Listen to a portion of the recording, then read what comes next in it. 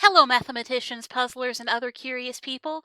In this video, I'm going to combine two functions that we talked about in a couple of other previous videos. So if you don't know about these two functions yet, you might want to watch those other two videos. I'll put the links in the description on the YouTube page. So this has to do with the table function and the handshake function.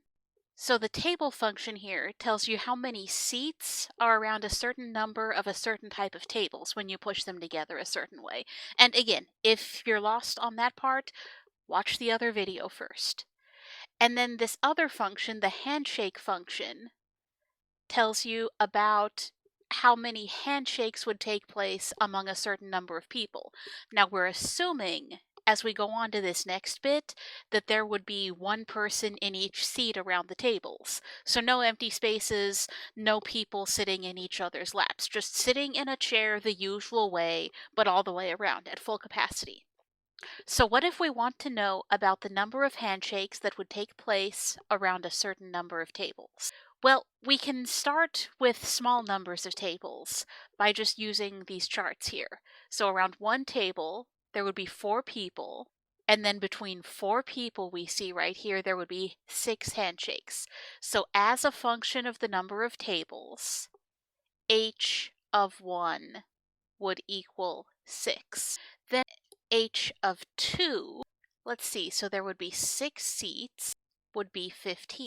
So this is a bit different pattern from anything we've seen before so far, and it's kind of interesting how it's expanded. But as we might notice here, quickly we would get into large numbers of handshakes, and we would have to start extending these tables.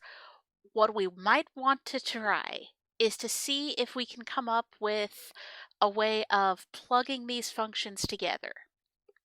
So this is called composing functions, when you take one function and plug it into another. So I know the number of handshakes as a function of the number of people is, and there's more than one way to calculate that, but I just got this from the other video. That number times 1 less and then divided by 2. What I would like to do is take this function and plug it in. So try some things and then check back and see what I come up with.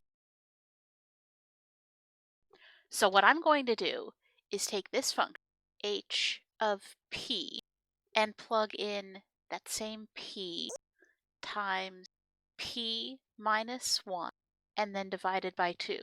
What I plug in will be the other function.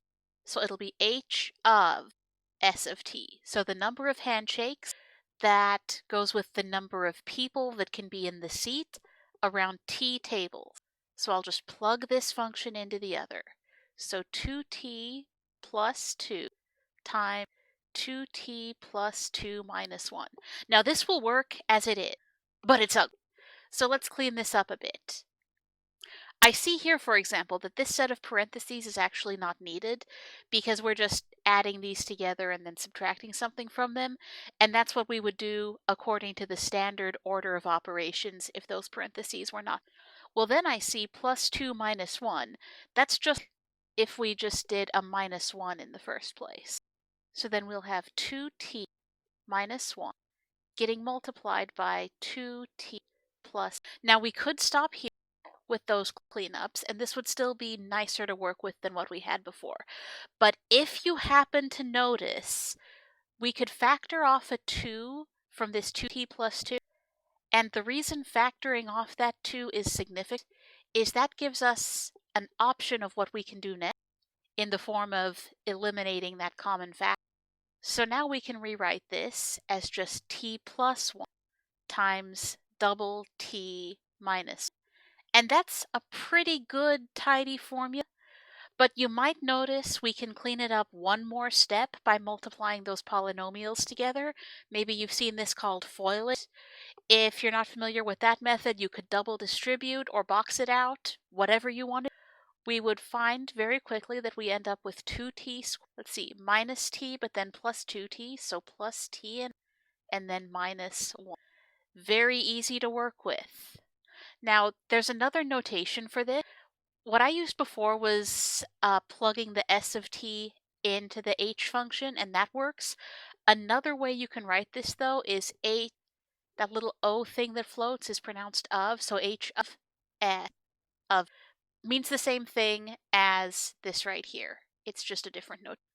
And here is a formula that we can use to calculate with. So if we want to know how many handshakes would take place around, for example, 10 tables, we'd come down here and say, okay, H of X of T, well, where T is 10, would be 2 times 10 squared, and then plus 10 minus 1. Well, 10 squared is 100, so 200. 210 minus 1 is 209. And that's a lot of handshakes. So as you can see, that was a bit easier than having to calculate each part of that manually and then plug that in from a table. It can really save you some time anytime you can put two functions together to get a third function that you want for something else instead of having to figure it out completely from scratch. So try that out on some different things and see what you find out. And for now, I'm going to say, calculator.